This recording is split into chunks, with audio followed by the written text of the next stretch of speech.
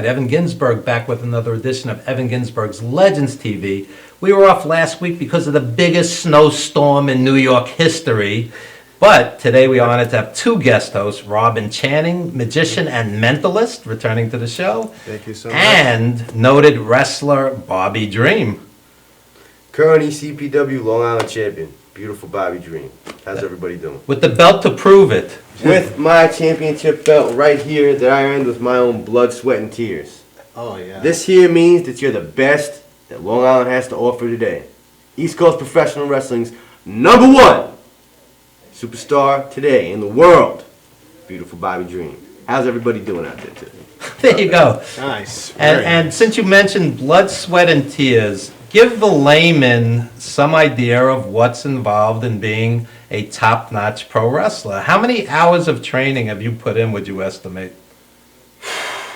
I mean, it's hard to put a number on it. Between the time I've trained, between the time in the gym, between the time I'm traveling, trying to get better, working different markets, trying to learn from people, keeping in shape, eating right, training in the ring, going to seminars, training in wrestling school. I mean, it's all extremely important.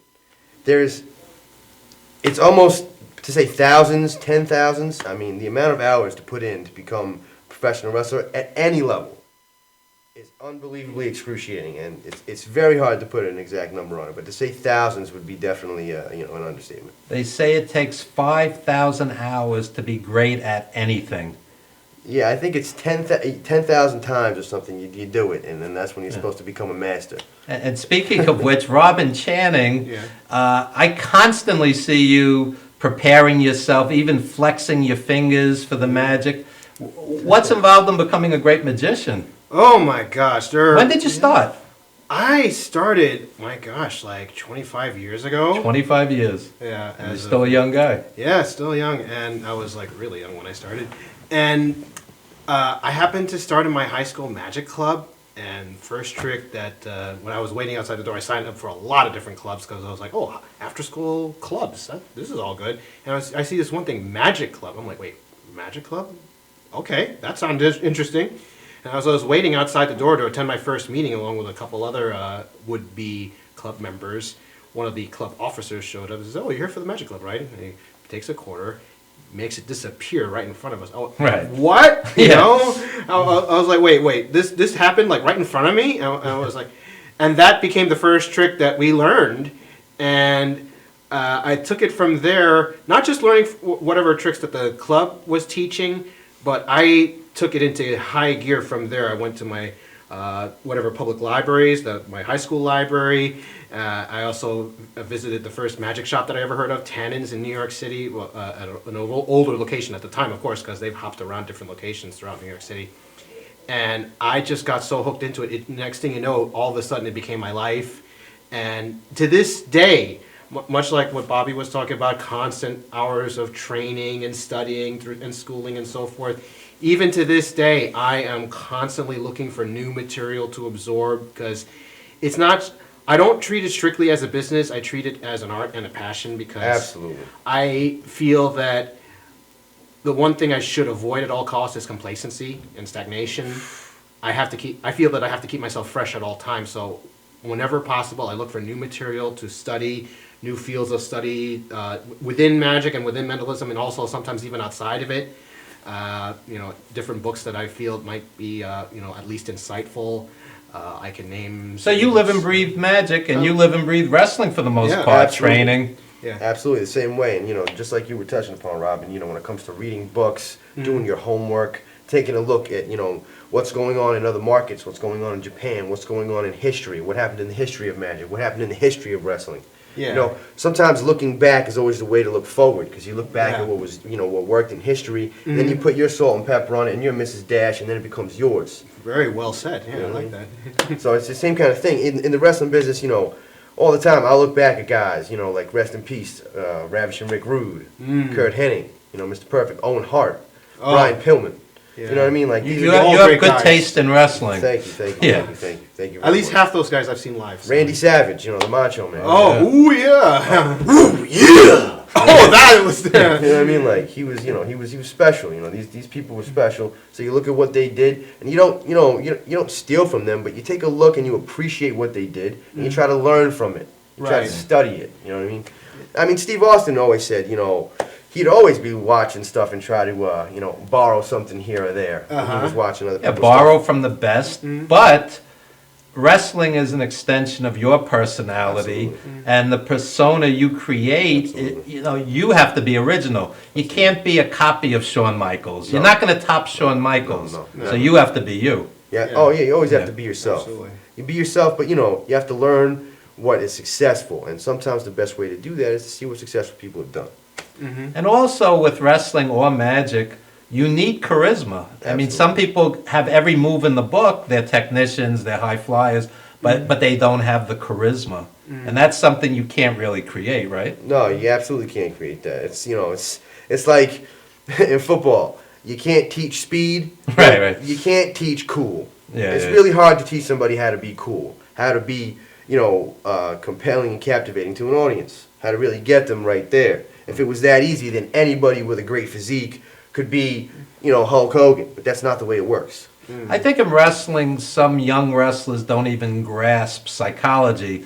It's 37 high spots in 2 minutes. They miss a spot, they're like a deer, frozen in the headlights, and Yeah. they don't get it. You're telling a story. It's not a video game, right? See, that's another thing. Like you said, sometimes you want to look outside of magic. Sometimes I watch a lot of films, and just to get a better idea of a story. Not to say I don't have the understanding of a story, but to understand how different people are telling stories in different ways, which makes me think when I go to the wrestling ring, different ways to tell that story I'm telling to those people on that night. It also gives me different ways to develop my character. What little nuances does Rocky always do that make him Rocky? Now, Rocky and Bobby Dream are not the same at all, completely different. But those little things that he always does is kind of like all the little things that Bobby Dream always does. It's the little things that the count. little things that Yeah, matter. yeah. Michael Jackson used to say, when he goes out on stage, all he has to do is look to the left, and the crowd is screaming. He looks to the right, and they're screaming again. All he's done is moved his head, because once you're out there, everything that you do is taken as part of your character. We were talking before the show about Okada and Nakamura. Nakamura just came from New Japan to Yes. WWE. He's debuting in NXT.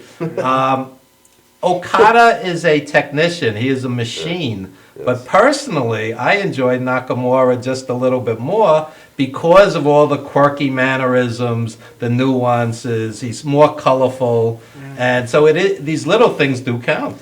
Evan, I completely appreciate that, but I have a little bit of a bias towards Okada just because I was lucky enough to train with his trainer, the Ultimo Dragon. Oh, okay. Wow. Ultimo Dragon was great. When I was Is lucky he still enough, working? yes, he's still working. Okay. He was the All Japan Junior Champion, I think, last year. I don't think he still is. But he's still working. He's still drawing house in Japan. He's still working in Mexico. Tremendous. He's an incredible worker, and I was lucky enough to get to train with him in Brooklyn at the Maximo School, which is a great place, Lotus, great place. But I was there, and I was lucky enough to train with him in a seminar. And when we were running through drills and stuff, he actually touched upon what you just said. We're running through drills, and everyone's just doing drills, and he's like, stop. He's like, how come no one's doing anything of their own? How come no one's putting their little flavor on it? Right, This is right. what the Ultimo Dragon said, who, you would think is more of a technician, but he said, no matter what you do, you better make sure that you put your brand on it. Exactly. More or less. That's basically what he said. Make sure no matter what you do, you put your brand on it. So with that said, I understand what you're saying about Nakamura. He's incredible with all the To little me, he's nuances. the best in the world right now. Except Except for you, of course. I thank you very much. Yeah. No, but when you're talking best in the world, and I mean, I'm really old school. As long as Ric Flair is living and breathing, he's the best in the world, in my opinion. As long as he's living and breathing, he's the best in the world. You want to talk about best active? He's definitely up there. Nakamura is definitely up there. I mean, AJ Styles. You can't take anything away from AJ Styles, who over the years has developed into a better, guy on the microphone, but wasn't always known as such. But can tell an amazing story. Has incredible nuances in the things he does in the ring. He does have a lot of high spots that he can accomplish very smoothly. But at the same time, he tells a story. Yeah. And he doesn't have to do any of that to get the people right there. Yeah. He doesn't. He is an artist people don't grasp that anything, when done well, is an art. Absolutely. And magic, of course, is an art. Very few people can do it. And pro wrestling, very few people have mastered it, really mastered it like a Nakamura or an AJ Styles. Absolutely. So it is an art. And for decades now, people would say to me, what's an intelligent fellow like you doing watching that WWE stuff? Because they don't get it. It's treated as a cartoon. It's treated in a circus-like manner. But when an AJ Styles or a Nakamura in the ring, that's an art. It really is. Absolutely. It really is. Absolutely. Now you see, at an ECPW show, when you come down and you take a look, like, I hope everybody comes and takes a look, this February 6th. Show the poster. Next Saturday night, February the 6th, Ronkonkoma, New York. Yours truly, the ECPW Long Island champion, will be defending his belt right here against Robbie Rebel, who I've already beat twice. The last two matches we had, I came out on top, which is why I got this belt right here. All those other things said, there's a lot of great stars on the card. The Patriot will be there. He'll be teaming with Boondocks to take on the Iraqi Butchers. And most importantly, like I said before, and I'll say again, beautiful Bobby Dream will be headlining in the main event for the East Coast Professional Wrestling Long Island Championship. And I will be dismantling, deactivating, destroying, and decapitating Robbie Rebel for the last time. There you go. Old school promos right here on Legends TV. I love it. I feel like Gordon Soley now. Oh, I'm There you glad. go. There But, you you know, go. Evan, real quick, like I wanted to touch upon it, I want to throw this to you, Robin. Is Okay. You know, you say you go to a professional wrestling show and you can appreciate it as an art, and wrestling, just like magic, is an art form. It's not just a business. Of course, everybody wants to make money, but it's an art form. We're out there painting on a canvas, and the people that are there, they know what time it is. But there's something called the suspension of disbelief. When you're watching a movie, you have the suspension of disbelief. When people attend a magic show, they have the suspension of disbelief. But it's our jobs to make those people even suspend their suspension of disbelief and say, wait a minute, what's going on here? That's what we do.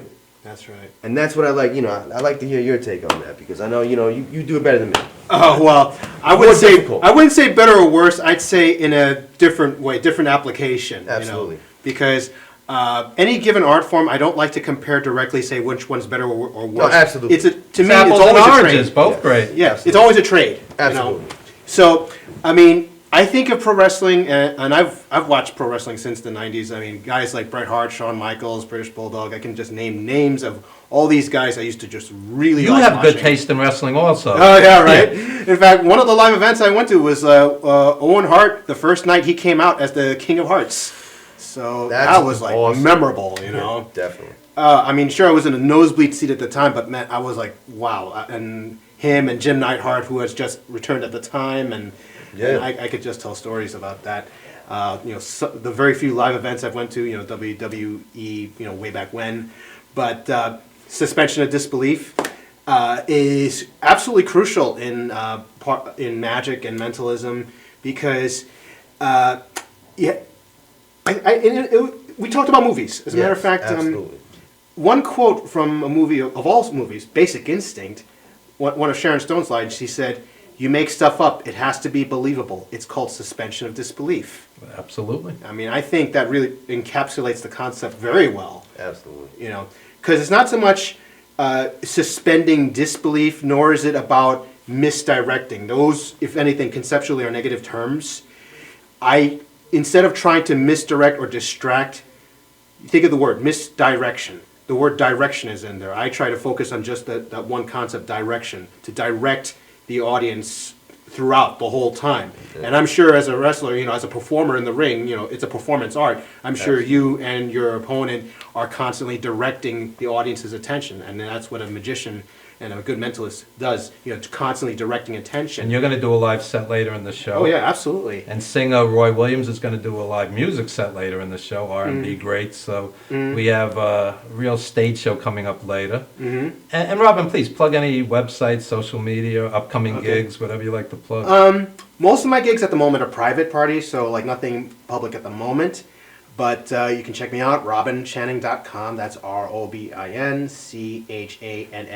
The appropriately named robinchanning.com. Yep. Okay. There you go. Yeah. You can also find me on Facebook and Twitter and Google Plus and LinkedIn and, you know, just just all the different social networking sites. The major And there's ones that are out videos there. of you doing some amazing tricks, some of Thanks. what you've done here. Thanks to my previous appearances on Legends TV, I've got quite a bit of video of different sets that I've done, and I've got a new piece that I've been doing at my walk around gigs of late. So. And what's the name of your lovely assistant that's going to be with you?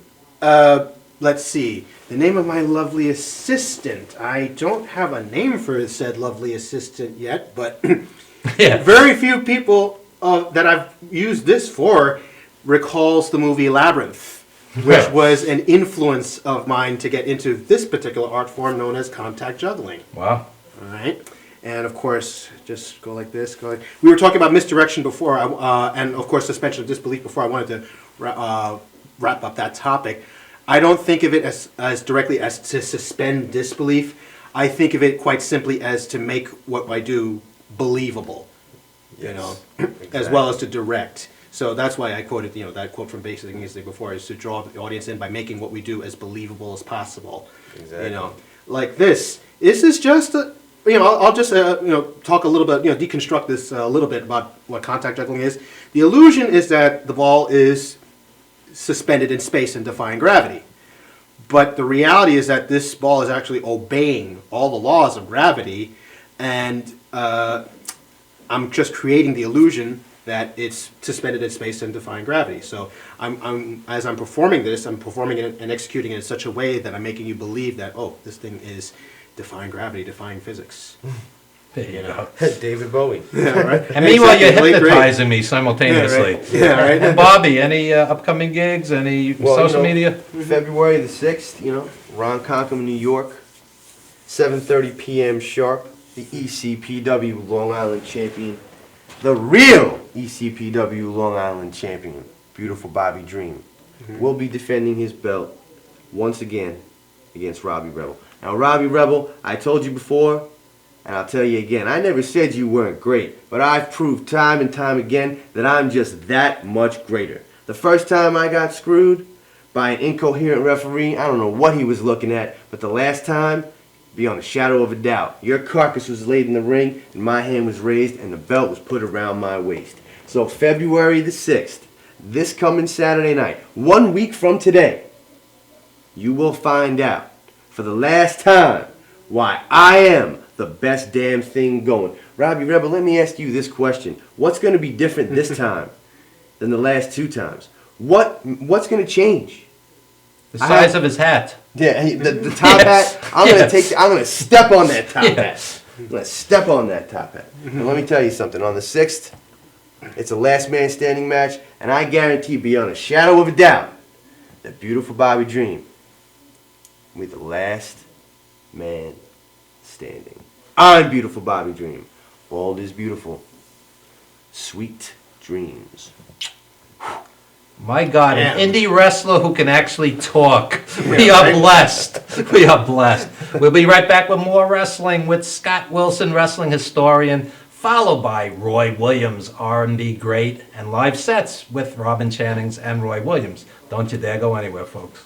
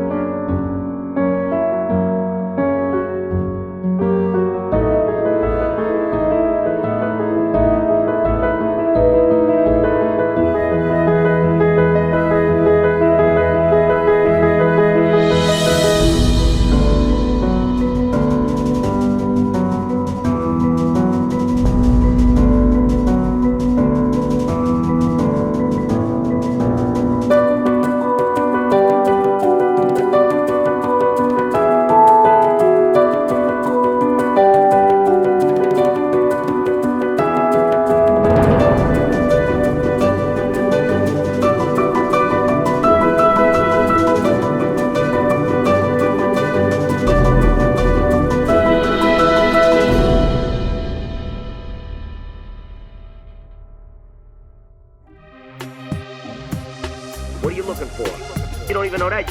You're on the ball list, so you can't even answer. I'm asking you about it. You gotta be highly skilled. You understand that? Are you well versed there? Are you very smart man? Hit me with some funny shit. My shit's twisted. Tell me something. What do you have right there? That's awesome. Well, That's a big. That's nice. You know damn well. That's awesome. That's awesome. That's Sir, are you interested in twisted or not? Yes, I am. I see you got twisted. You see what I'm saying? You understand me? And if you can't whip out answers like that, that man is liable to during a commercial break punch your fucking mouth loose. You understand me? Time is up, sir. You understand me? You're on. You're the man. All right, give me your name now. I'm sorry. My name is Willie. Willie, where you working at? We are twisted. We are awesome. Love awesome. Can you repeat that question again? For nearly a decade, Evan Ginsberg's Legends Radio has featured interviews with the greatest names in the arts and sports. Heard worldwide at legendsradio.net, the program has featured these great musical legends: Ray Manzarek of The Doors, Billy Corgan of Smashing Pumpkins, Judy Collins, Roberta Flack, and many more. Stars from movies, TV, and comedy have included Jenny McCarthy, Wayne Brady, 30 Rock's Judah Friedlander, Shelley Berman, Jackie the Joke Man Martling, David Allen Greer, and Paul Mooney. Stars of pro wrestling and MMA include Bruno Sammartino, Rowdy Roddy Piper, Superstar Billy Graham, and Frank Shamrock. Co-hosted by renowned journalist Dr. Mike Lano, Legends Radio is heard Wednesdays 7 p.m. to 9:20 p.m. Eastern Standard. We are archived 24/7 with hundreds of hours of classic interviews. Legends Radio also features the best in indie music, showcasing talent deserving wider exposure. I'm from Brooklyn, baby. Don't forget the gravy. We are soldiers. You missed the birth of your mother and father. Don't you dare miss Evan Ginsberg's Legends Radio.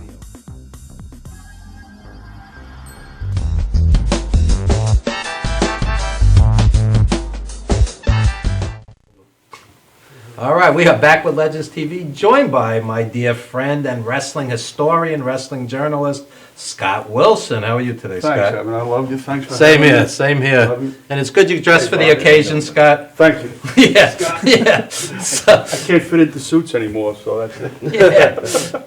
So, Scott, tell us a little about your background. You're a painter and a longtime fan of I'm wrestling. a house painter by trade for the last 33 years, backling, house painting, which I'm rapidly tiring of. I do my artwork like I've shown here on the TV, on your show a couple of times. I enjoy that immensely, and wrestling has been a whole part of my life. It's the original bond on how we met years ago. That's right. Scott invited me to his house, and who was there? Nikolai Volkov. I couldn't make this up. He's sitting in his house. Show us what you have. These are Nikolai's boots. Oh, yeah. Whoa, really?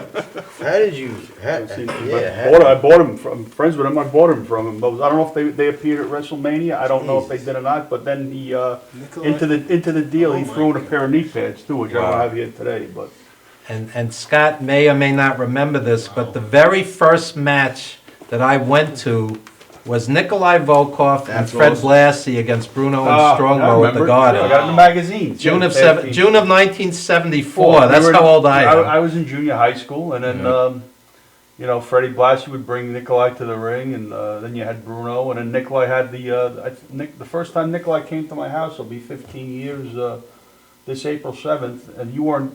I didn't know you for that party. That was for my 40th birthday party, and.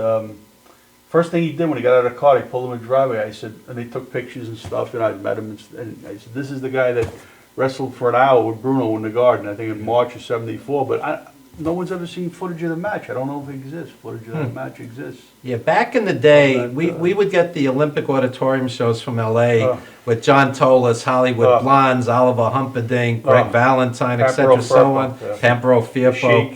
I mean, it was unbelievable. So what they would do, they would erase the tapes every week and tape over them to save a few bucks. Mike LaBelle, you mean? Mike LaBelle, who was the... Yeah. Can you imagine?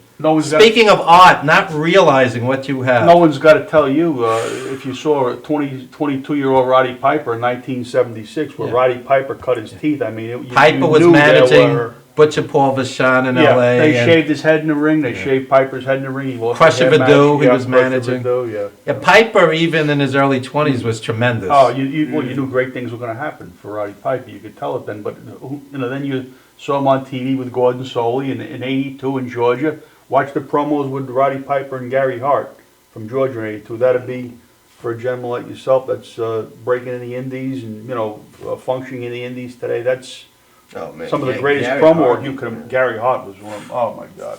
I like the You wanna get a good promo book, guys. get Gary Hart's book, if you can get it, but I don't know if you can get it anymore. It's I like the quiet promo guys, like Nick Bockwinkel, who just passed, On Anderson. These guys didn't have to yell. They were menacing. They were Yeah. just Jake perfect. Roberts. Jake Roberts. Oh my great god. psychologist. And the other great promo guy never spoke a word was the Sheik. You know who was a Great. great promo guy, almost lost to history? John the Maniac Tolis, Ah. the Golden Greek. Yeah. This guy was a normal sized guy, maybe 5'11", 210. I mean, normal sized guy. 220. And this guy could talk you into a seat, boy. I saw him headline the Garden against Bruno. Yeah. This is how big a star this guy 1974, was. Yeah, 1960. And he's almost lost to history because most of the footage is gone. That's a sad. You pull him up on YouTube and maybe there's 10 videos with him. It's a shame. That's a sad thing. I think I think you see WWE doing a very good job of preserving the history to a certain degree, but then you these other guys like these kids don't know about today would be a John Toles, would be a Carl Cox, would be a Waldo Von Erich. Waldo Von Erich, would be Baron Cicluna. A lot of these guys that we grew up on and enjoying and love. Buddy Wolf. Nobody knows who Buddy Wolf was. There. I was watching. Speaking of this, I'd like to dedicate the show to the memory of Iron Mike Sharp Yes. and the Mongolian Yes. Stomper, both of whom passed this week. What about Willie Farkas, the Wolfman? Willie Farkas, Yeah. the Wolfman, a few weeks back. Now, Iron Mike Sharp gets this quote-unquote Jobber label, which is totally untrue. He headlined many territories. He headlined Calgary. He headlined Bill Watts' promotion, Mid-South. Fought Hogan in the main event, definitely. Yeah, he tag teamed with Hogan in Japan. Yeah. He main evented against Backlund for the title here. I saw him at the Garden against Tito for the Intercontinental belt. The younger fans remember these guys later in their career when they were jobbing, Yeah. and they give them these labels which are not representative of their careers, and even if it was, it does not make you a lesser wrestler. Johnny Rods was as good as anybody. I don't care where he was on the card, right, Scott? Java Roof in California. Yeah, Remember he headlined in California, Java exactly Roof, what I'm yeah, saying. it was Syrian like. Wasn't there a Terry Gibbs? Right? Yeah, Terry Gibbs. Yeah, Terry. Yeah, we met Terry Gibbs at some of the Hall of Fame dinners. Nice man. Like he was. Nice man. I've only seen him do jobs in WWF. Yeah, and in other territories, the guy was a bigger deal, exactly. He was a main event guy. That's You why know- this is why a lot of guys don't want to. I don't follow WWE anymore. More to the old school, whatever. Or watch it here or there. But going to the internet, you can find all the news you want. But what they do, how they abort some of these characters that these guys have created. That's just one of the reasons a guy like New Jack said he wouldn't go to WWE because they wanted to water him down to the point of being. Like a cartoon character, yeah. So, It would have been another R-Truth. R-Truth is so tremendous. They wasted him. It's a shame. I love that guy. He's great. I'm glad they gave him the big birthday party, but like he was an NWA World Heavyweight Champion. Yeah, they never used him right. It's a shame. Very brief main event Yeah, run. very brief main event run. I brought him into The Wrestler. I was associate producer on The Wrestler. Yeah. And Eric Adams was the connection. Eric Adams is a top-notch indie worker who should be in WWE, but hasn't yet. So, what's your take on WrestleMania? Everybody's predicting. What do you think? I don't know what the Scott It's could gonna care be less. Rock- Well, no, I do, but I don't, what are the matches? They It's gonna be finalize the Rock matches? versus Hunter, isn't it? Rock Hunter. Rock can't wrestle. No, you can't. I think you're There's right. some kind of There's a clause in his, insurance. some kind of a clause in his deal with Hollywood. where I don't Really? think- He's going to be there, but he's not going to wrestle. Well, raise his eyebrow and get $10 million. I was hoping we'd see Rock versus Triple H in the middle of the Texas Stadium or whatever. That would be I think it's going to be Triple H and Roman Reigns. It seems like that's what they're building towards. I'll be watching NCIS. Yeah. I'll be right with you. It's like me. I'm like the only male in America that doesn't care about the Super Bowl. Unless you invite me to a nice party, I really don't care. It's funny. I think that's that's part of the downfall of them monopolizing the industry. Which things happen. It happens. The other Old school promoters didn't know how to utilize cable television. You heard the whole stories on that. But, I mean, how often can somebody watch Triple H in the main events? This is going on 20 years. 20 years yeah. now. I mean, enough is enough already. Yeah, This I mean, is why Kevin Sullivan said it a while ago at one of the conventions. It's on tape and YouTube. He said that the current product, the way it's presented and the way it is, can't go on. You see it with the ratings today. They don't know what to do. They bring The Rock in, or they bring It's this not a one ratings in. machine anymore. It's a T-shirt company. yeah. right. Merchandising, if anything. The other, I mean, part, unfortunately- the other part of it is they're swimming in so much money, they can do what they want. They're not going to take losses monetarily, but the losses they take are in the ratings. I haven't watched it in years. I don't know. That's not. My theory is always create art, no matter what your budget is.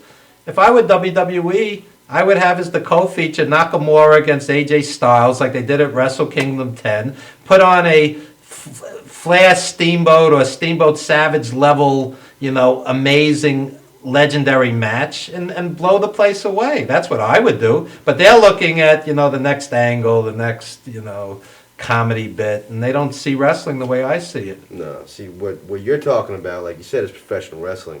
Right. What they're concerned with is entertainment and Yeah, T-shirts. entertainment company. Yeah, Yeah, sports That's entertainment, that's what they're concerned with. Now, I understand that they want to make it more for children and all this and all that, but that's what the Saturday morning program's for. The primetime television, that was Nitro and Raw.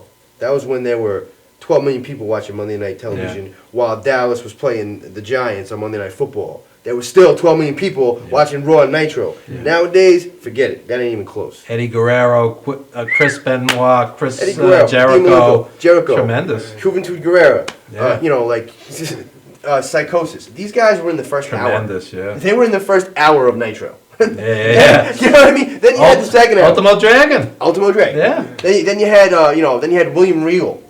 You know what I mean? Then you had Alex Wright, who wasn't an awful wrestler. Then you had Flair come out and cut a promo with Mean Gene Okerlund and kill 20 minutes. Kurt with Hennig. crowds on their feet. And then Kurt Hennig. Yeah. And then you have Tremendous. then you have Lex Luger. Then you have Sting. Then you have Hogan. Then you have Savage. Then you have, oh my God, Raven's coming out. What's going on? Yeah. Monday Nitro was from another planet. But And because it was so good, Raw had to respond. They had to fire a missile back, and they had to make their product a little bit better. That's the attitude. Do you agree? Right. I agree. Vince McMahon went on record and said that he won the ratings war because he was concentrating not on what they were doing, but he was concentrating on what he was doing, which was improving his own show, which eventually undertook them. If you study history of this is the first time in history in wrestling where the boys, the wrestlers, bankrupted the company instead of vice versa. Do you know what kind of salaries they were getting at the end? That went from like $80 million. They went to $80 million in the hole at the end. Vince McMahon got that company for $1 million or $2 million or something. Yep. Eric Bischoff was trying to broker a deal with a company called Fusient to come in and buy the company for $30 million and started anew and started fresh, and then Time Warner killed the whole deal. They said, we don't want this on TV anymore, and the whole thing died. Vince McMahon basically got the video library for $1 million. Yep. And cherry-picked the talent. Look what Vince McMahon did with Goldberg. Look what WCW did with Goldberg, which was even worse. I mean, they had $1 million houses with Goldberg, and they didn't know what to do with it. I mean, it's the history of it. At the end of it, that was like the last time I'd watch, because on Monday night you could channel switch, you could surf, go back and forth from Raw to that. You had a it was variety. You had great. no variety no more. You had no. It's all what they put on TV. Not only that, the boys don't have any leverage. They have nowhere else to work. So if you're getting buried, it's not like, I'll show up on Nitro and I'll be in the main event. You're Can't even do that. in North America. You're going to either work for Vince McMahon, or you're going to go to New Japan, or you're going to go to maybe possibly to TNA and have to have a full-time job during the day, either or. But TNA is on its last breath or not now. They're supposedly struggling. I don't know their economics. The product is struggling. They've lost Kurt The product Angle. is Didn't they lose struggling, but Kurt doesn't Angle? Dixie Carter's family own like a utility? Don't they own like the electric company? They're not worried about money. They have money, but the TNA product is going to be the TNA product is going to be the TNA product. They're not going to sell out the Garden. They're not going to, Sell the Garden. They draw like 1,000 people if they're lucky. That's what I'm trying to say. The only company that can sell out the Garden or sell out the Staples Center or sell out, the Barclays is the WWE. That's the only wrestling company. TNA, it's almost like they're running in quicksand forever. They're in the same place. You turn it on. There's beer money for the 10th year. It's the same guys, and Unfortunately, Bobby Roode, who should Bobby be Roode's like, great. he should be like the Intercontinental Champion right now in WWE, Yeah. but he's still in the small pond. You know what I mean? Yeah, it's too bad. It's too bad. He's a great wrestler. That guy's I mean, a I great basically enjoy the programming, but it's like they don't go from point A to point B. And the house shows that I've been to, I was very disappointed. You know, they have like an 8-minute match with Kurt Angle, then they have a 45-minute intermission where they're hawking merchandise. It's like, come on, come on. Yep. You know, so anyway, Scott, so what do you enjoy? What do you guys enjoy today? What do you enjoy watching today? I like watching the old stuff on YouTube. What do you enjoy today? You answered a different question. That's what I enjoy Okay, today, watching the old okay. stuff on YouTube. Yeah. The Sheik. Yeah. You see the Sheik in Japan with the Goto and Anita. I mean, this is from the 90s. That's what I like. You should know. get New Japan World. It's $8 or $9 a month. Yeah. You'd love it. And they go back 35, 40 years. So you'll see Steve Williams and Terry Gordy and I mean, all these guys. I like Dr. Death. NWA Classics. Do you subscribe to NWA Classics? Bruce Stark runs that. Yeah, It's great, great. It's well Yeah. done. You see a lot of matches from Paul Bosch, which I don't think Vince owns. So you watch nothing today? Not on TV, no. it's all on the Interesting, computer. interesting. Well, let me tell What you about you something, guys? my friend. I'll tell you what to watch today. You come to an ECPW, Yeah. and you see some of the finest independent wrestling in the world, and you get to see the greatest champion in the history of Long Island. Beautiful body. There you go. All right? That's what happens when you want to see wrestling today. That's professional wrestling today. I have a trivia question for you, since you mentioned that we tape out on Long Island. Who are some of the great wrestlers that came out of Long Island? Mick Foley. Mick Foley. Who else? Long Island Iced Tea, Zack Ryder. Yeah, Zack Ryder. Anybody else? Mark Kurt. Tendler. Mark Temler. Okay. Yeah, Mark Tendler. So, I mean, he's... Kurt Hawkins. Kurt Hawkins. Yeah, he's excellent. He's Excellent. an excellent wrestler. Pat Buck is a good wrestler. Okay. Any legendary wrestlers besides Mick Foley that came out of the island? It's like stump the panel. I don't know. Well, the Ultimate Warrior is from Queens, which is technically Is he Long Island, really? but I not didn't know part of that. Long Well, Island. they built Is he him. really? They built him from Queens in Texas when he was with Interesting. World Class, but I don't know if that was Yeah, I'm pretty sure he's from Queens. legit. He might have Speaking been. of Texas, I'm going to be appearing with Greg Valentine and Tito Santana at WrestleCon. So everybody come say hello to yours truly. Greg Valentine's a great guy. I've been in the Yeah, locker room Greg's a with lot him. of fun. Yeah, Yeah. he's a great guy. Tito's quieter. Tito's a school teacher today, and he still wrestles. Greg's Greg. There's no pretense. That's him. I love Greg. Valentine. He's a nice I love fellow. Greg Nice Valentine. Yeah. My buddy Andrew Anderson is always around with him Yeah, at yeah. autograph signings. He's usually with Bruce the Barber Beefcake, Ed Also, Leslie, yeah. and the Nasty Boys are usually sometimes around. Yeah. But Nasty Greg Boys Va- are still around, really? yeah, Greg Valentine. I've been lucky enough to share the locker room with him probably a dozen times. The guy's great. I love that guy. We did the Hollywood Collectors show back in the day. You'll appreciate this story. So I'm there with Greg Valentine, Lou Albano, Nikolai, the Sheik, and we're on this like little shuttle bus going back to the airport. And this woman says to Nikolai, "You're Nikolai Volkov." And he says, "Yes." And, you know, Nikolai's very friendly. He loves everybody.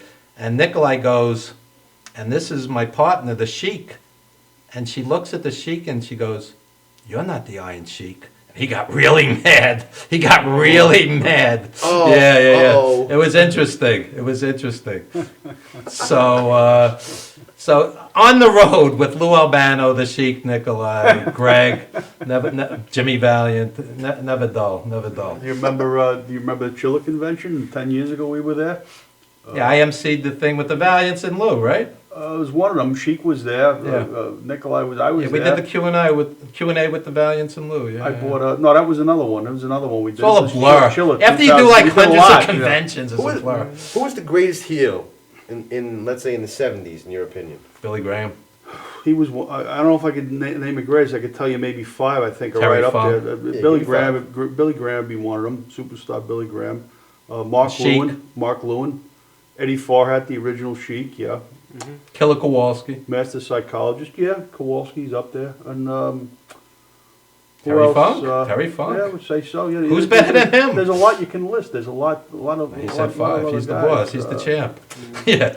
Yeah, they're right up there. They're right up there. I mean, Terry Funk, I otherwise- mean, I was always pleased watching him. Whether he was a babyface or a heel, he was always Larry amazing. Zabisco to work with Bruno turned into he was getting stabbed outside the arenas. Larry Zabisco inside the arenas. They were cutting his tires. And His match with Bruno and he Shea tells the Stadium. I was there. of, Yeah. You were there for that? Yeah, yeah. God, I mean, 1980. well, the story behind that, I know people in business. The story behind that was Larry wasn't making any money in the wrestling business. His birth name was Larry Whistler, and he was going to get out of the wrestling business and become a. I think he'd taken the police test. He was going to get on a police force.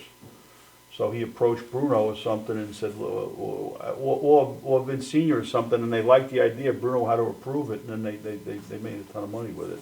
Oh, They good. made a ton of money with it, and that then went from there, I guess. Then something happened with him and Bruno. They had a falling out and then seen or talked to each other for years. And there's footage of him and Bruno in the Westmoreland Mall finally getting together and signing autographs after a number of years. You hear stories about Bruno, and I don't know if they're true or not, but from what I hear, that they probably are true. That Bruno is, not the guy that you see on TV, and I don't mean that.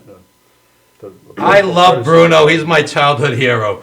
Bruno and Bruce Lee. I was lucky enough, the one Bruno moment that I was really lucky enough to be at, I was at the Garden when him and Vince McMahon Jr. hugged on stage when he was inducted to the Hall of Fame. That's interesting. Okay. That was an interesting moment. Historic in a sense. Yep.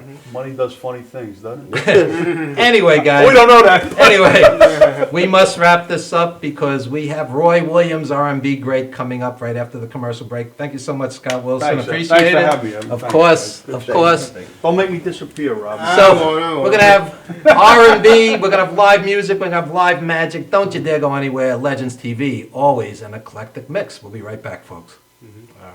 That was good.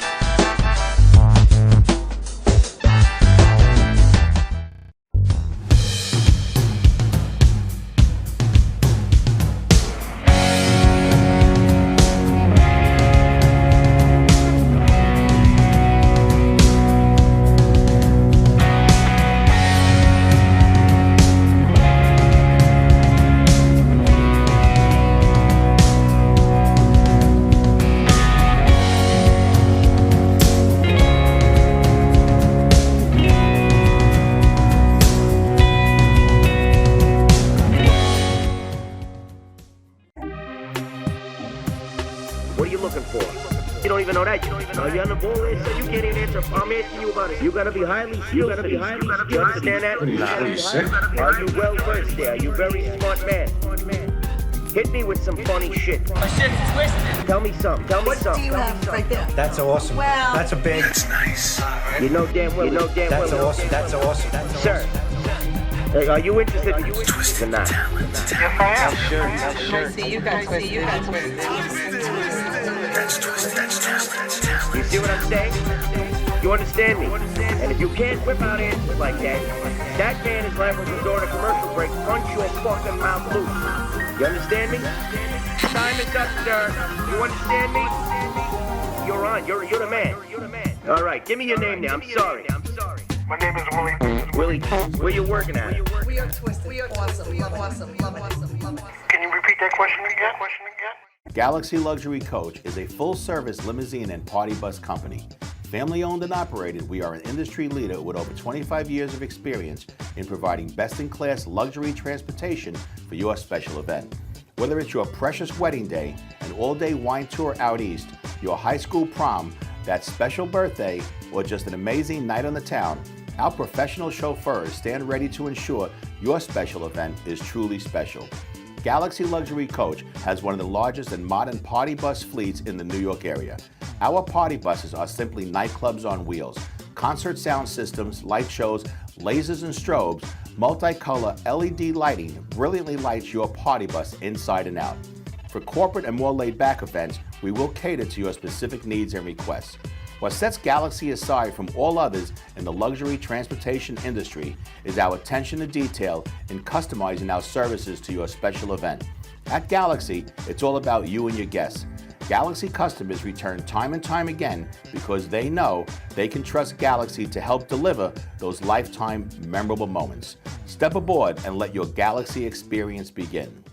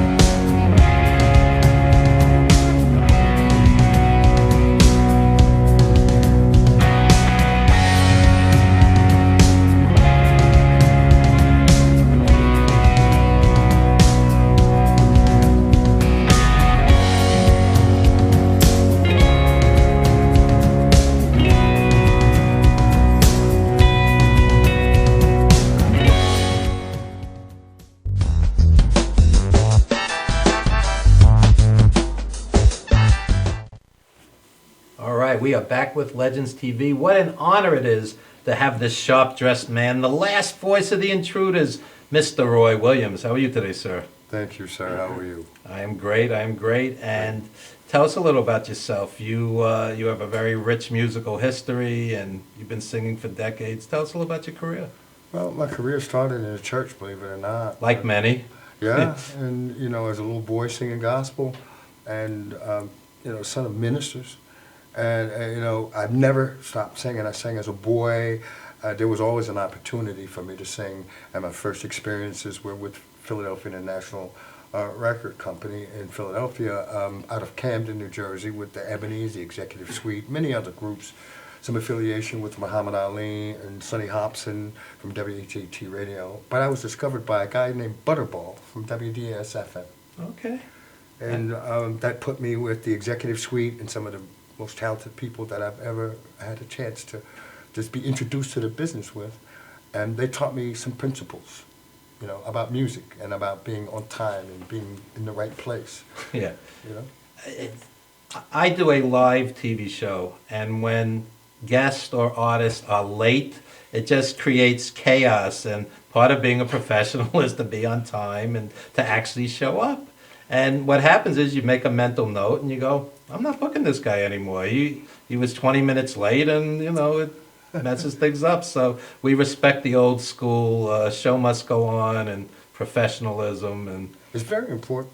I've had to take like a hiatus from music for a while because I wanted to raise my family, and I wasn't sure how it would play out to send my children to college as a singer. Anita Baker did that. She took a long break. Yeah, I had to do it. That's admirable. And I sold cars for FC Corvette, Cadillac, Rolls Royce, and Saab in Palmyra, New Jersey, and I learned a lot about insurance. I sold insurance for years, and I actually sent my children to school selling automobiles. And my father's trade was a carpenter, and I myself am a carpenter, an architect, and builder, and I have a couple of construction companies that I run and operate, and I am the lead carpenter. So at 63 years old, I'm actually still building houses, climbing 100-foot trees and cutting them down, doing what I need to do to, satisfy what's inside of me about creating things. Creating things is just art, and art is singing, it's music, it's magicians, it's wrestling. The art is. That's what we were saying before. Yeah, it's everything. Whatever you do well is an art. That's right. It's an art. Absolutely. So, what do you consider some of the highlights of your career, looking back? Well, this is a very good highlight of it. My career has taken me so many places that a good highlight, I would say, is the Intruders product that we put out in 2014. Butch Ingram is just fantastic person. Butch Ingram, for those who don't know, is a legendary R&B producer, legendary, and what an honor it is to have somebody of Butch's level working with you, I would say, right? Well, actually, Butch was my phys ed teacher in high school. Really? Whoa. Really? Yeah, and he just remembered that I looked like Jimi Hendrix when I was at Camden High. Yeah. And I dressed like him, and everything about me was not establishment. You know, I guess you could call him a hippie. And being a Native American male during that time, I was different, I guess, from the way people expected someone like me to be. And I grew up that way. And so when I came into New Jersey and the era of the Temptations and the Smokey Robinson and the Miracles and everyone wearing silk and wool suits and dressing like I dress now, I wouldn't be caught dead dressing like that then. I was Right. peace and Interesting. and music embraced me that way. And then, of course, I became a dancer and high lit show. Oh, that was one of the things I forgot to mention, the high lit show. I was in high school for the last 2 years of high school. I was one of the regulars on the high lit show, a featured act that danced, and I was a choreographer, and that's pretty much how I got myself into. They just didn't know I could sing. Right. They just were using me for my dancing abilities, and then they found out I could sing. By then, I wanted to go to college, so I went to Rutgers University. So with the Intruders, I'm sure you've shared the stage with many giants. Tell us about some of the people you've worked with. Wow. I've worked with some great people. And the number and some of the people that are, Edwin Birdsong, I'm not sure if you know of Edwin Birdsong. I have an affiliation in the past with Stevie Wonder. Wow. I just saw Stevie Wonder at the Garden a couple of weeks ago. He was on for like 4.5 hours. It was tremendous. Absolutely. It's like there's great and then there's Stevie Wonder great. Yeah. Yeah. It's amazing. I come from an area in Virginia where a lot of the people who are members of George Clinton's Parliament Funkadelic. I love George. He's still out there, 74 years old. I know, Yeah. and he's just still doing it. So I've had some affiliations in my past that have influenced me in a lot of ways in music. But not one of them has made a greater impression on me than the other, regardless of whether or not they had million-seller records or whether they were just struggling in the business as most of us had to do when we start out. It's just opportunities. Opportunities are never lost. They're just passed on to the next person who's a little more hungry and wants to reach out and take what's coming. And I'm just one of those people that I am an opportunist in the fact that I'm prepared always to be where I need to be 30 minutes early. There you go. Okay. So what is more important in this business? It's a brutal business. Let's be honest. Is it pure talent? Is it networking? What would you say is the most important thing to really make it in this business? You know, that's an interesting question because I believe that the record industry has changed so much that the marketing methods have maybe even transcended some of our greats that are still used to putting music out there. They don't see the benefit of a Facebook or being so close to so many people and doing something for humanity while you're doing what I do, singing. So I do something for humanity, for people every day. So Facebook and social media Absolutely. puts you in touch with millions of people, thousands, millions of people, at the touch of a button. And it's not customary that an artist be in charge of something like the button that can control his future. His job is to get up there and grab that microphone and sing. But there's another creature that's coming to be, and that creature is a person who knows marketing, Oh, yeah. knows how to be on camera, knows how to talk to people. And knows how to utilize social media. Exactly, and then knows how to let people know that no matter what happens to me, I'm still that carpenter, I'm still that builder, I'm still that normal guy, and I'll never be anything but that hard-working man. I'm just as hard as I swing a hammer. That's how I sing, and my There you passion go. about singing. The good part about it is when I'm up there singing, I'm singing to myself because I'm entertaining myself, and in doing that, I'm reaching out to people who feel the same thing that I feel. And a lot of people have the vocal prowess, but they don't know how to sell a song like a true veteran, like a true pro. Right. People got to know you feel it. They got to know that it's part of who you are. So it's an amazing thing. And the songs that I will be performing tonight, one of them I sang to my mother, where it was her favorite song. You'll probably hear it in the collection. It's called Summertime, a Gershwin classic. Oh, yeah. Well, I sang it to my mother because she sang it to me. And by the time I was 6, I knew all the words. And every time she'd get sad, I'd sit her down and sing Summertime to her. Well, when I was going to make this album, I never asked Butch to put Summertime on there. He never heard me sing it. But I sat down and saw the songs that were going to be on my album, and I looked the third song down and saw Summertime. I said, are you kidding me? Yeah, he has good ears, he knew. That's good. And he said, yeah. And he said, do you want to work on the song? I don't need to work on that song. I grew up with that song. It's, yeah, you know. So he says, you want to go in there? And I went in there, and it was, I don't like to say this because it sounds like we didn't work hard enough on the song, but it was a one-take song. One of the greatest things I ever saw live was the Houston Opera Company doing the operatic version of Porgy and Bess, doing Summertime with 90 people on stage. It was tremendous. It's a beautiful song. And speaking of marketing, tell us about your new CD. Oh, the new CD is doing very well.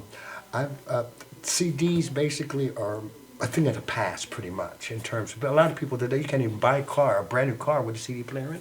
You know? Yeah, right. It's changed. Everything's Wow. digital now. Everything But is- people are But ordering you can and asking. get net radio in cars now. That's Yeah, a you that's can. a plus. Yeah. But people are actually asking me, saying that they don't want to buy my CD at Best Buy or this place. They want me to send them a copy of my CD autographed. Right. And they're willing to pay 2 or 3 times the value online just to get it from me by the mail. Okay. I That's old can't school. do that for everyone. Yeah. But and the record company is just not going to send me that many copies because they just burn right out. As soon as I get them, they're gone. But who? Well, you're in demand. That's good. Yeah, and so right now at this point, this CD is doing so well. It has something in it for everybody. That's the good thing. You know, people that are in their 60s and 70s that remember Gershwin classics and songs like Misty. And then That's my mother's favorite song. See Would what you I'm believe saying? it? Yeah. It touches Sarah everybody. Vaughan used to do it. Yeah, Sarah Vaughan Yeah, did it. yeah. And I remember as a kid watching the Clint Eastwood movie, Yeah, and Play it was Misty called for Play Me, Misty yeah. for me, and Right, the person right. in that song. And so when it was time for me to sing it, I saw it, I said, I never sang that before. But, you know, it was natural. It's a beautiful because, see, song. I'm a first tenor, a falsetto, a second tenor, a baritone, and a bass, which is odd in this business. To be a falsetto and to be a bass at the same time and to be able to travel that way in and out of songs. So that was the reason why Butch Ingram decided to call me the real thing. And it didn't really rub to me that too much when he first said that. But I understood why after he put a song on the album that kind of held hands with it. Ain't Nothing Like the Real Thing is one of the songs we did, but it was a remake. Ashford And and Tony Simpson. Richards is a wonderful lady that I found the day before we did the recording. And I brought her in, and she sang on the album. She's the female voice on that album. She did a wonderful job. I cannot ever stop giving her the props and thanking her for the day that I met Tony Richards. And she would be here today performing, but she's doing a play in Haddonfield, New Jersey, and she's a Broadway performer. Wow. And I gave her her shot to come on and do some stuff with Butch Ingram, and she's been doing great things ever since. I gotta say something, give her props, because she believed in me and she came when I called, and you know, it's like Vanessa. She believed in me and she came when I called. And Vanessa's going to be part of our magic show later. That should be interesting. That's gonna Yeah. be great. Yeah. That's gonna be great, and I love it. So I can't wait to get up and perform my songs. And please tell folk how they could get the CD. Right now, you can buy the CD on Spotify. You can buy it on Amazon.com. You can buy it on iTunes, Google Play Music. It's available in Israel right now on Israel Box. Have you ever heard of Israel Box? No. Israel Box is the form of. And I'm Jewish. Ah! Yeah. Well, Yeah. it's like the YouTube in Israel. Okay. But you can actually purchase the music there. That's A great. friend of mine who lives in Paris named Madison King, everyone that knows Madison from Camden, he's a very popular man, and he's a literature professor in Paris. He Wow. left the United States and he's been living there married and had a couple of kids. Well, he wanted to buy my CD, and listening to the songs from Paris wasn't easy for him. But someone said, look, you want to get his CD? just go on IsraelBox. So we looked up www.israelbox.com, and there I was plastered everywhere. And that was interesting. I was in Paris a few summers ago, and when you're in the subway, they have beautiful music, and it's every genre. They'll have traditional French music, they'll have R&B, they'll have hip hop, they'll have classical. There's no boundaries. In America, it's very regimented. It's not really right. Now you know why Butch did what he did with my album. There's a piece of a song from every era. There's a piece of something from every style or genre of music. What he's trying to let the world know about me is that I'm not limited to anything. There wasn't enough room on the CD that I was putting out to put out Who Roy Williams truly is, because I'm not even sure. I know that I sing rock and roll. I sing screaming, hollering rock and roll in every form. Okay, I know that I'm new wave. Okay. I know for sure that I'm gospel, but there's a soul part of me that can't stay in. Now, what I listen to, what makes me who I am, is jazz. Oh yeah. That's what makes me who I am. So, I lately I've decided that there's something inside of me that's I need. So I've been working on singing Marley tunes now and Peter Tosh stuff. So A great singer could sing the phone book. Yeah, I've determined that to be a singer, it's much like to be an actor. Nobody wants to see an actor who goes on stage and he's the same guy no matter what role he plays. No, he doesn't have the dialect to play somebody in Greece. He doesn't have the dialect to play somebody from South America. Okay? For a singer, you have to be able to be who the song is. And if the song happens to be you, but there's that many diversities in who you are, then it's easy to reach down and act every time you sing. So what I am is an actor. Oh yeah, you're selling the song. Yeah, You're I'm acting an up. actor. Absolutely. I have to be in order to be able to do this. So, well, let me ask you this: since you say you liked rock and roll, you were a singer, and you're a soul singer and gospel singer, were you a big David Bowie fan? Loved him in every single kind of way. Yeah. You could look in his eyes and see the diversity in him. Absolutely. One was one color, and the other pupil was the other. So there was something about him that made him reach out to everyone. And speaking of rest in peace, Otis Clay just passed. Alan Toussaint, the great Alan Toussaint. You know, not everybody gets the publicity that a Bowie gets, but we've lost some great ones recently. Everybody from Fry. Isaac Hayes to I don't know what happened that year or two in there that we just lost Isaac Hayes, and I mean some of the greatest performers, Whitney Houston. I mean, they're just passing so fast. So it's almost like if we don't hold on now and we don't bring that music, not back, that music never left. No. Okay? But if we don't enhance it and take it forward, then we'll lose music in its pure version, in its pure form. We'll lose that as part of our culture. You know, it'll be something our kids won't even take with them. But because of people who are doing what I'm doing in music, and people especially like Butch Ingram, we're not going to let people forget it. And instead of trying to let electronics and things like that become the music of the future, and even enhancing voice electronically in order to make things sound good, we're not going to do it. We're not going to allow it. People like Butch Ingram, like me, we're going to carry music where it's supposed to go. It has to evolve just like everything else. And we can't rest on our laurels and think that someone's going to want to listen to some of the old music for the rest of their life, or that anyone wants to rest in it. But it was never supposed to be disconnected. I feel like it was always supposed to evolve like everything else. There you go. Mr. Williams, please plug any social media, any websites? Facebook is probably one of the best medias I've ever seen today. LinkedIn for business and some of those things. Instagram is something that I like it, but it's a medium that moves so fast that you don't get a chance to learn who any of these people are. They're just images flying by. So, but I do like it. Maybe I don't understand it enough at the time. Okay. But Facebook, I use it for what it's meant for.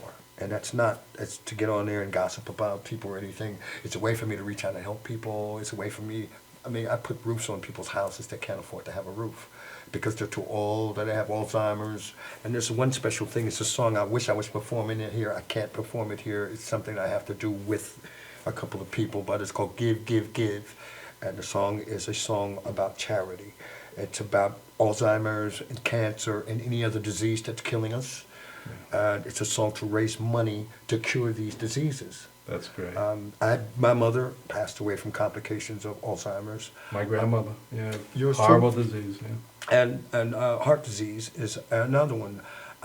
Breast cancer, one of the biggest issues about the song. So the song is give, give, give till we find a cure. And I perform it. I'm supposed to perform it in a venue where I have investors and people who would like to support raising the money to cure these diseases. Absolutely. And it's a dance song. Okay. It's a party song. Children, babies, anyone around that hears this song is going to want to get up and dance. And I'm supposed to dance to the tables of people who have the power to change things. And so if I have to represent the American Cancer Society or represent the American Alzheimer's Society, whatever it is I have to do in order to get people to hear this song and see the power that's within me to make changes in the world. All right, I'm going to tell you the truth. I went to school for theology. Okay. So there's a reason for my faith. There's There a you reason go. for all of this. I come from a family of ministers. So this is natural for me. Couldn't end on a more positive note. Mr. Roy Williams, who will be singing in just a minute or two, and a magic set from Robin Channing. So don't you dare go anywhere. We are just about to take it to the stage, folks, right here on Legends TV. Thank you, Mr. Williams. Thank you. We'll be right back after this very brief commercial timeout.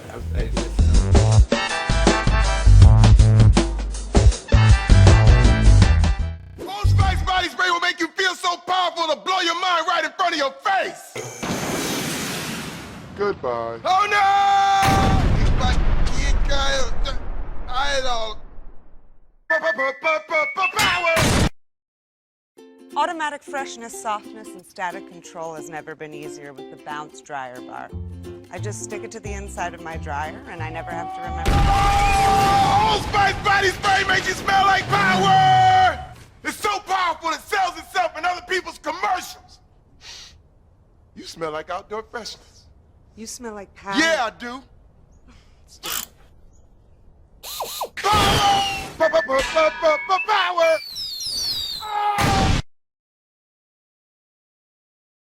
Try this routine to feel fresh and clean. Pair Charmin Fresh Mates with your Charmin. Oh, Old Spice body spray is too powerful to stay in its own commercial. That's right. Power!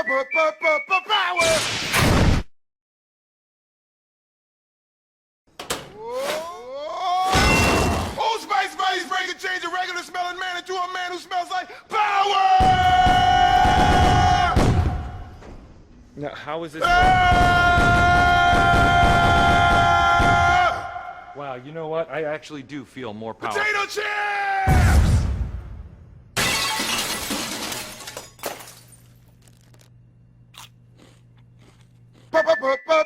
Power! It's me.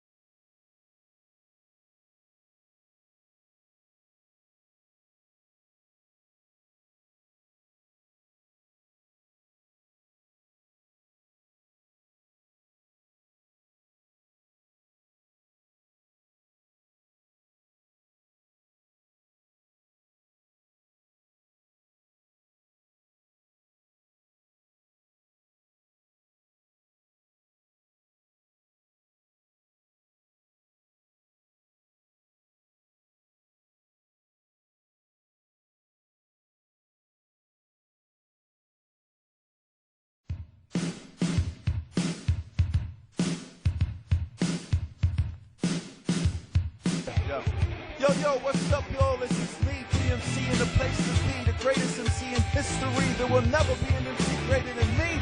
And right about now, the only place for you to be is with your one and only Madhouse TV. You are the man.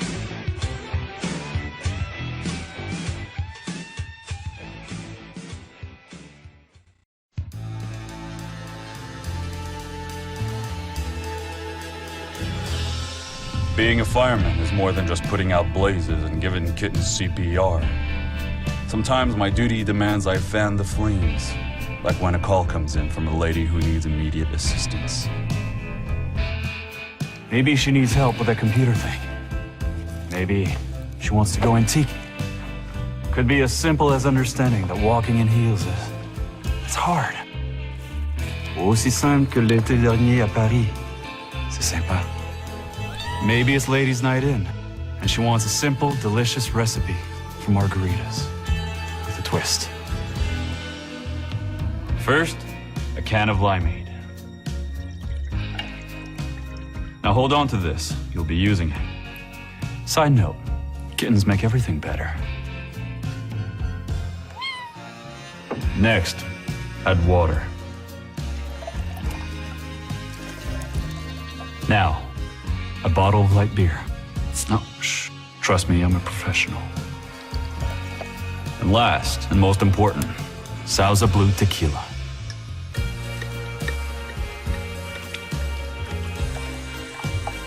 Now, mix it up.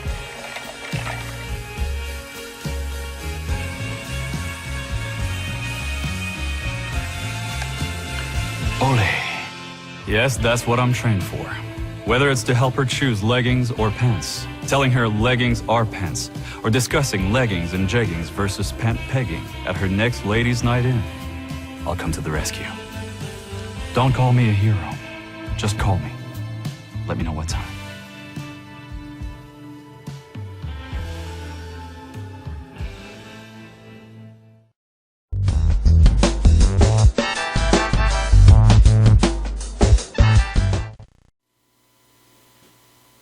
And we are back with Legends TV. Robin Channing here, about to perform a little mentalism with some physical objects. And on stage with me, we have Vivian, we have the great Roy Williams, and beautiful Bobby Dream. Okay. All right. Now, guys, here's what I'd like to introduce to you. Okay. Now, is this an agreeable piece of equipment that I have here? Well, equipment. I'm sorry for making things a lot more fancier than they actually need to be. But you know what? What I like to do with this, what I like to call a piece of equipment, is to make these guys appear. Here, check this out. Check those out. Okay, here. All right, check those out. All right, make sure they're nothing more than what they are. Just stainless steel, heavy-duty Costco forks. Vivian, I'll take one of those, please. Vanessa, I'm sorry, Vanessa. I'm trying to keep track of all this stuff, and I messed up. At least I got the V right in 3 syllables. All right, now just hold on to these forks, all right, Vanessa and you guys? Now look, I'm all about using the power of the mind to influence physical reality. Now I'm going to need your left hand, all right, Vanessa? Okay, now just hold the left hand right here, okay, just right there, just hold it still, okay? And maybe the camera can go tight on this area, okay? Now watch. Vanessa, imagine that there's energy flowing out from your body, down your arm, right down through the palm of your hand. Okay, just keep stationary, just stay still, but imagine that energy is radiating down from the palm of your hand. Okay, imagine it's radiating down, okay, imagine it, visualize it, and let that energy affect what's going on here. Let it affect physical reality, let it tune, and I think you're starting to see a visible result over here. Check this out, all right? Oh my goodness. Okay, now guys, you can recall that all these forks nested together, but now look, I'm sure you can appreciate now that we have a very visible difference. Okay, you can hold on to that. You guys can just relax. You don't have to hold them. I mean, it looks interesting, but okay. Now, Vanessa, I need you to hold your hand. I need your left hand again. Okay, hold it right here. Okay, good. Now, again, imagine energy just radiating out from the palm of your hand. Let it radiate out. Okay, it's radiating, it's affecting physical reality, it's going. And look at this. Oh my gosh. All right. I know, right? It can happen. That's amazing. It can happen, all right? Now, Vanessa, I need you to put your hand on top of mine, palm to palm. Okay, good. And just rub side to side, back and forth, side to side. There we go. I'm doing this for my own fun, by the way. All right. Okay, I know, right? But what I'm really doing is I'm gathering energy. That's good. Okay, you can stop. Okay. Now that I've gathered some energy, check this out. Okay. Okay. Check this out. I'm using the energy that I've gathered, and now I'm using it to just affect reality even more.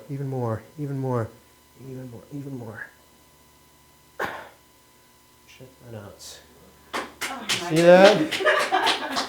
Now, guys, At this point, people ask me, can you make the fork straight again? I say to them, no. The reason being is that you're either bending the metal in one direction or you're bending the metal in the opposite direction. And much like a coat hanger, you know, you're either bending one direction, bending the other direction. But now that we've had it bent like so, straightened it out again, watch, I'm just going to do this. I'm sure by now you can appreciate very visible difference right there. You see that with the tine? You see that? Okay. Now check this out. Watch. Look at that. Now, at this point, I don't want you guys to think that I'm using my sleeves for anything, you know, out of the ordinary. Having said that, I'm just going to do this. Focus the energy. Focus. And now we're in this situation. All right. Now, Bob, I'm going to need your help with your right hand. Yeah, your right hand, okay? Your right hand, I'm just going to ask you to loosely hold the fork, all right? You don't have to squeeze, all right? I know you're really strong. You're a pro wrestler and all, but you don't need to exercise any physical strength. Just a loose grip, okay? Now watch. Even though you're not going to exert any physical strength, you're going to exert some mental strength. Okay, here we go. Watch this. Loose grip, loose. And it's done. Watch. Look at that. See that? Look at that. You see that? You see that? All right. Look at that. That is the work of at least 2 pairs of pliers. Now, actually, you know what? I'm going to use your hand this time, all right? Okay. Now, yeah, hold it right here, okay? Right here. Again, one more time. Let the energy just radiate out. Radiate. Here we go. And look at this. This is perhaps the world's most bizarre desktop paperweight. I'll take the other forks. Thank you very much. I'll take this. All right. Oh, and you know what? Oh, yeah, we're going to wrap up. Okay, that's good. Now watch this. With the remaining forks. Watch this.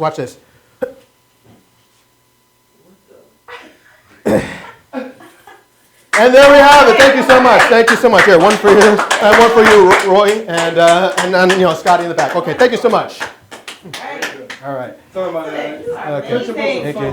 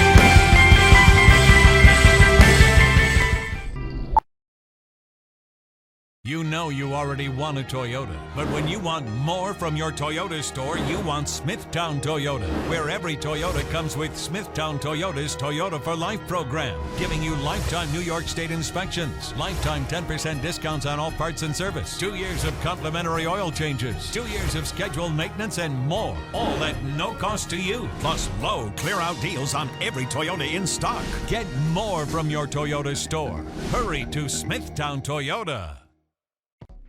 Welcome to Formula Auto Wash, where every day is a great day for a car wash. Open 7 days a week from 8 a.m. till 5:30 p.m. Sundays 8 a.m. till 4 p.m. Detailing packages for every budget, starting out at $29.99. 100% hand wash and detail centre. Hogshair and microfiber brushes and mitts. Proudly using Ecolab Blue Coral soaps and waxes. Formula Auto Wash has served the community for over 30 years. Senior discounts all day, every day. Ladies' Day Wednesday, $3 off any wash. Early bird discount Monday through Thursday till 9:30 a.m.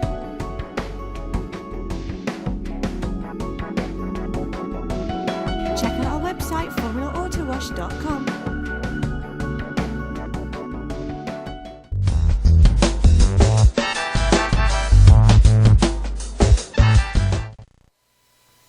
Welcome back to Legends TV. I'm Beautiful Bobby Dream, and I would like to introduce to you now recording artist extraordinaire, the real thing, Roy Williams. Bobby Dream, pleasure to meet you too.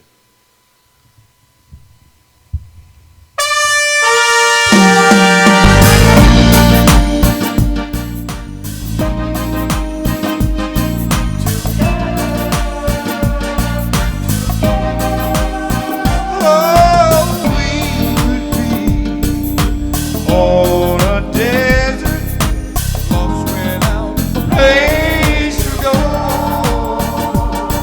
Then we're so in love with each other that we won't even know.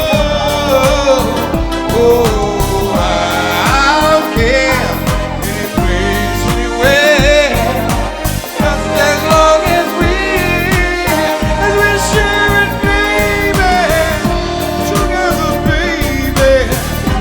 Together, baby, just you and me. Oh, how happy we'll be. Oh, we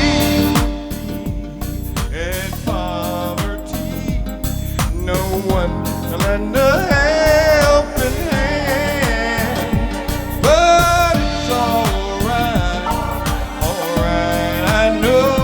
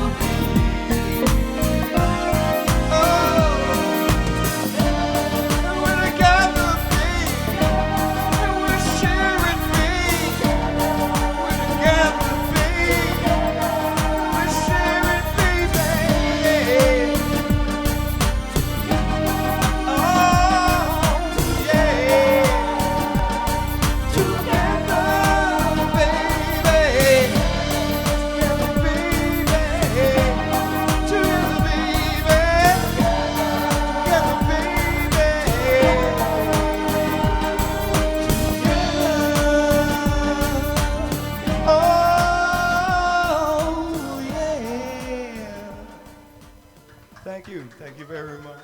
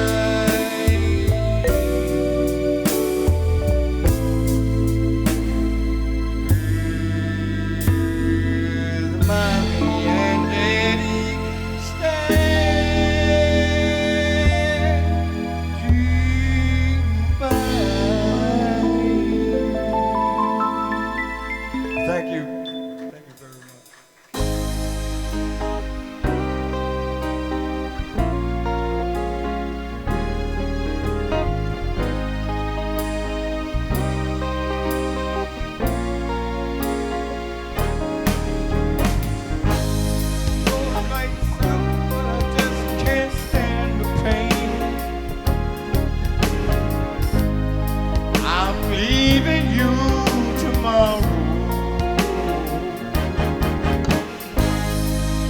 Girl, see me, I done all I can. Girl, I begged, stole, and I borrowed. Well, try me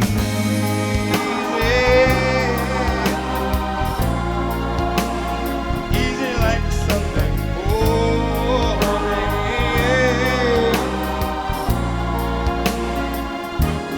Try me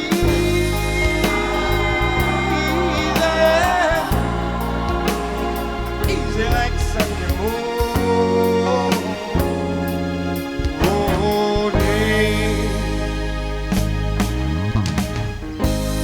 Why in the world would anybody put chains on me? I paid my dues to make it. Everybody wants me to be what they want me to be. I'm not happy when I try to fake it. No.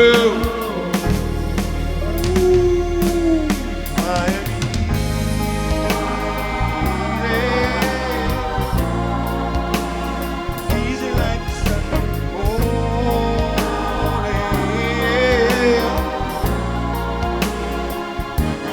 I am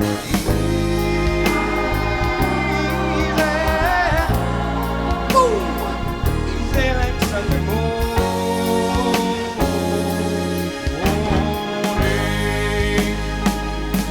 I wanna be high, so high. I wanna be free to know the things I do are right. I'm gonna be free, just me, oh baby.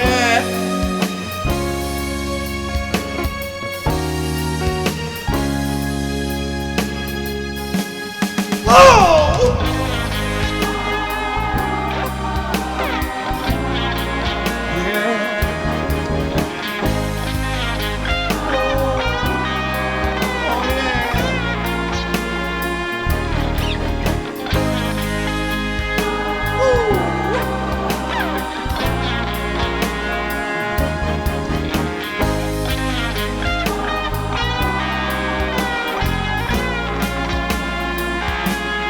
I'm